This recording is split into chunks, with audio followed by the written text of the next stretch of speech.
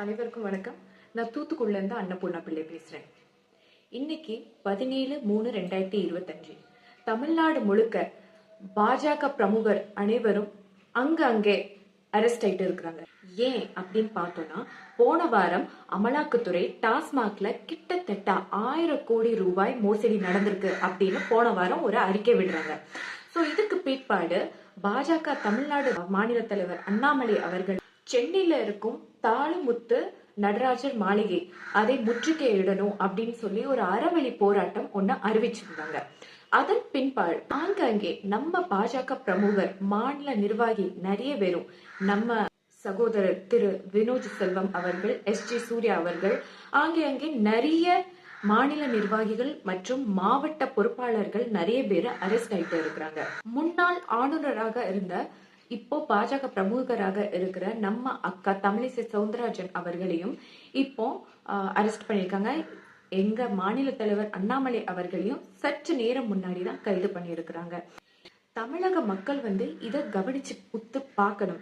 தமிழ்நாட்டுல நம்மளை சுத்தி என்ன நடந்துட்டு இருக்கு. சில பேரு தமிழ்நாட்டுல நிறைய இளம் விதவைகள் இருக்கிறாங்க அப்படின்னு சொல்லிட்டு டாஸ்மாக் ஒழிப்போன்னு சொல்லிட்டு தான் இப்போ ஆட்சியில இருக்கிறாங்க. ஆனா அவங்களால டாஸ்மாக் ஒழிஞ்ச பாடு இல்லை. ஆனால் டாஸ்மாக் எண்ணிக்கை கூடியிருக்கு, டாஸ்மாக்கால இழப்புகள் கூடியிருக்கு.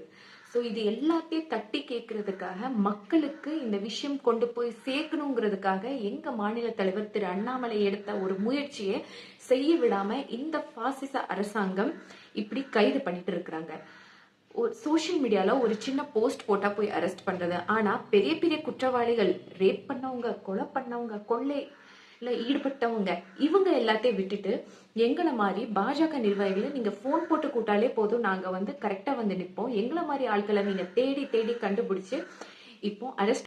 டாஸ்மாக் ஒழிப்போம் சொல்லிட்டு அந்த கொடுத்த வாக்குறுதியை கூட நிறைவேற்ற முடியாம தமிழ்நாட்டுல எந்த ஒரு விஷயம் நடந்தாலும் அதை நார்த் இந்தியால, அதுவும் பீகார், சத்தீஸ்கர் போட மாநிலத்துல கம்பேர் பண்ணி பேசுற நம்ம மாநிலத்துல இருக்கிற சில பேரு இப்போ இந்த விஷயத்த பார்க்கணும்.